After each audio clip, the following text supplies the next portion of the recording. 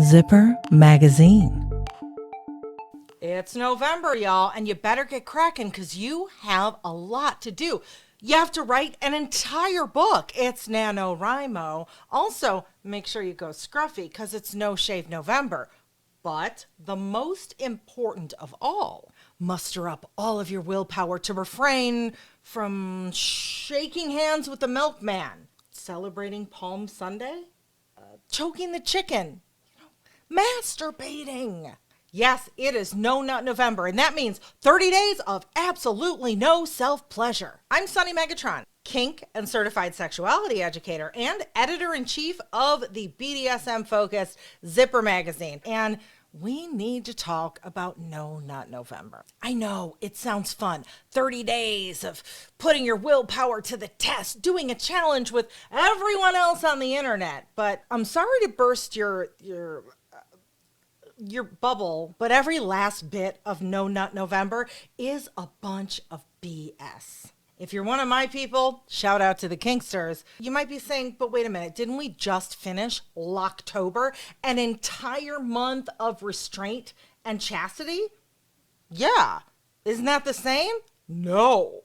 Yes, it is true that both Locktober and No Nut November are about not making knuckle sandwiches with extra mayonnaise. But while the climax avoidance of Locktober is full of good-spiritedness and play, No Nut November is steeped in sexual shame. Shame, you say? Oh no, giving myself a hand has gotten so out of hand. I feel so humiliated. I think I need to be punished. No.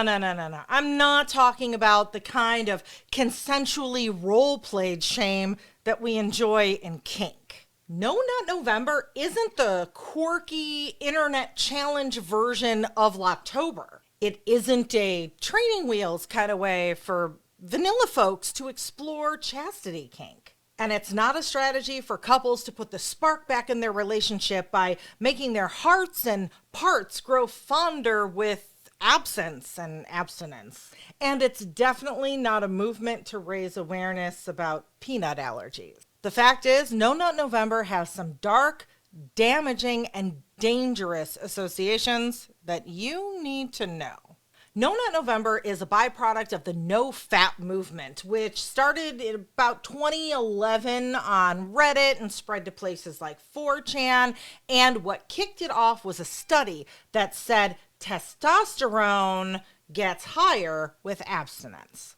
That testosterone notion and a bunch of other weird health claims got meshed with the idea that pornography is bad and so is giving into temptation.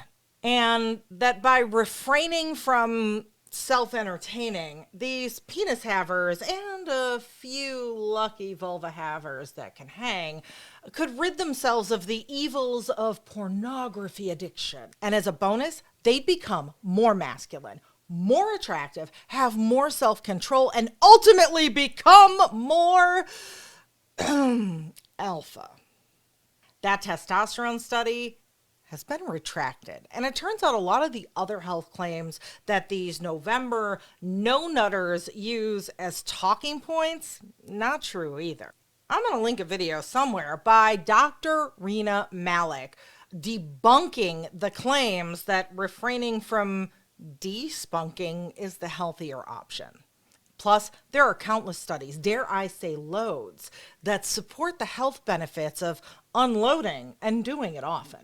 And the porn addiction thing, the American Psychological Association says that's not a diagnosis. And they conclude that actually quite often it's social or cultural or religious influences that lead people to believe that their very normal desires and fantasies and curiosities are an evil addiction. And I'm just going to cut to the chase. No Nut November has been co-opted by the far right. Underneath the surface, No Nut November's messaging is anti-porn, anti-sexual freedom, misogynistic, conservative, purity culture, ultra-religious propaganda wrapped up in memorable hashtags and funny memes and the appeal of a social media challenge that makes you feel like you're a part of something big, a community. Ugh. I'm going to put more links about all that stuff in the description, but there's something I gotta get to. If all that dropped on you like a ton of bricks and you're like, womp, womp, I kind of like No Nut November. I don't know why. I just found it kind of fun and exciting. Don't worry. I got you. Those of us in the BDSM community call what you're feeling a kink. And that kink is chastity play. And also, don't forget its very close cousins, edging, and orgasm control. In fact, the kink community just had its chastity month. It's called Locktober. So I'm proposing, instead of endorsing all of the questionable stuff that's packaged along with the fun of No Nut November, why don't y'all come on over to the kink side? Let's extend Locktober another month. So what is chastity? On the surface, it does sort of seem like what we do with No Nut November. The subject of traditional chastity is usually someone with external genitalia. But don't worry, they're not the only ones that get to indulge in the fun. But those that do oftentimes wear one of these, a chastity device, to keep all that stuff locked up with a little lock and key. Isn't it cute? For partner chastity subs, they'll give the key to their partner, and they'll both engage in some dominant submissive play and exchange and tease and denial throughout the month or week or however long they're doing their chastity session for. Some engage in chastity solo. There's all sorts of tips and tricks that you can use to have all the fun with yourself. There's even apps you can use, all sorts of things. Other solo chastity subs sometimes choose to meet people online and engage in long distance chastity play using all sorts of technology and video software and lots of delicious things. So now are you like, wait a minute. So chastity in Locktober is just like No Nut November, but you have to buy gear? No. In kink, we are consensually and intentionally perverting social norms and hierarchies for our pleasure. Kinks like chastity are a form of play. Think of it as a game. And in that game, there might be humiliation or activities and behaviors that from the outside look oppressive. You're so bad. You're such a loser. I can't trust you because you're always distracted by your selfish, self-indulgent touching yourself. Ugh. That's just an example, but it can take on many flavors. But even if that feels real at the time that it's going on, it's not real. It's really an elaborate role play that you've negotiated ahead of time, that you've set limits for, parameters for, you've told your partner what your desires are, and worked together to create that fantasy experience. With No Nut November, it's real.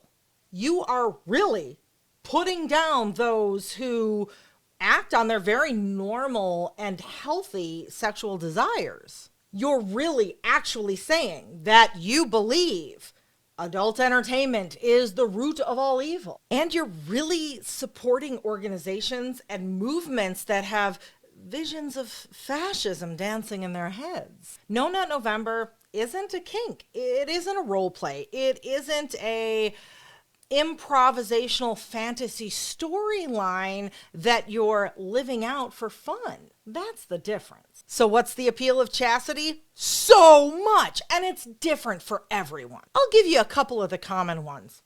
Anticipation. Now think about the important role that anticipation plays in your life. Anticipating that something good and significant is about to happen is joy juice for our brains. It might be anticipating that last piece of delicious cheesecake that you saved. It could be waiting all season to see the finale of your favorite show. It might be watching Dr. Pimple Popper trying to get out that, you hate it, but you gotta see it. You're like, come on. And then it comes, you're like, yes. You know. Or it might be climax. When we prolong getting to the resolution of that built up anticipation, sometimes it gives us like kind of mental sadomasochistic high. Neurotransmitters and stuff. That giddy, euphoric feeling of anticipation, even when it's mixed with frustration in a playful, consensual way, can feel really good, especially over a long period of time, like if you're wearing chastity for a week, a month, longer. It serves as a distraction and infuses some dopamine and enjoyment in your otherwise mundane day-to-day. In anticipating this positive event, everything becomes heightened. And when it's something sexual and that becomes heightened, hello, another reason. Flipping the normative power script. Even though anybody can be a chastity sub or a key holder or dominant in this situation, no matter of their gender or anything else,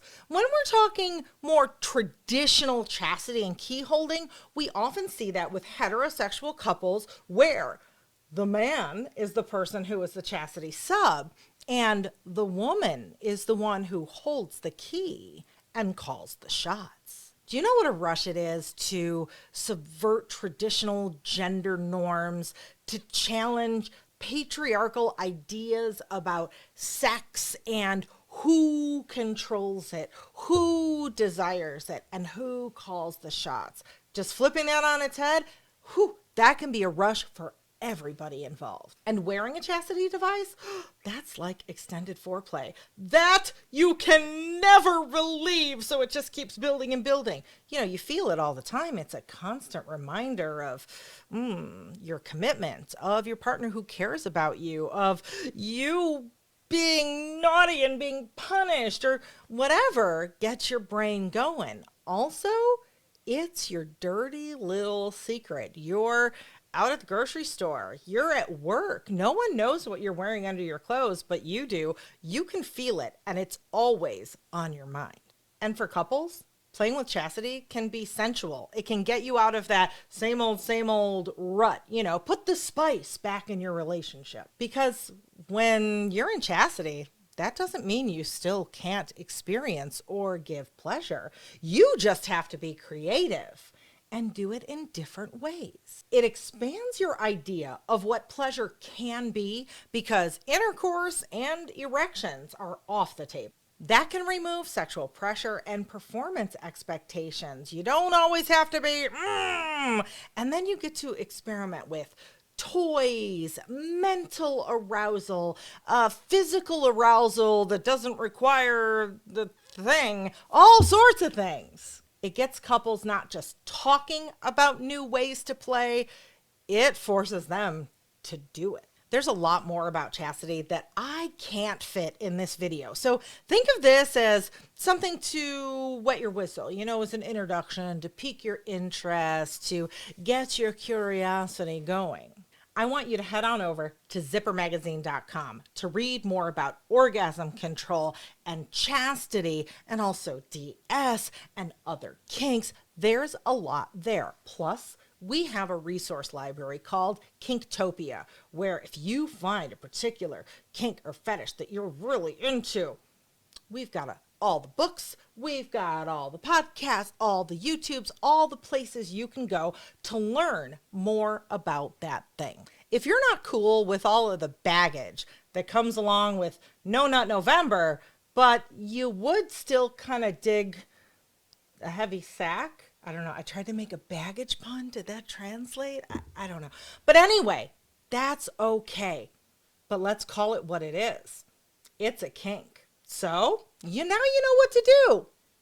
Let's get you into chastity. Real kink for real people. Brought to you by Sunny Megatron and Clips for Sale.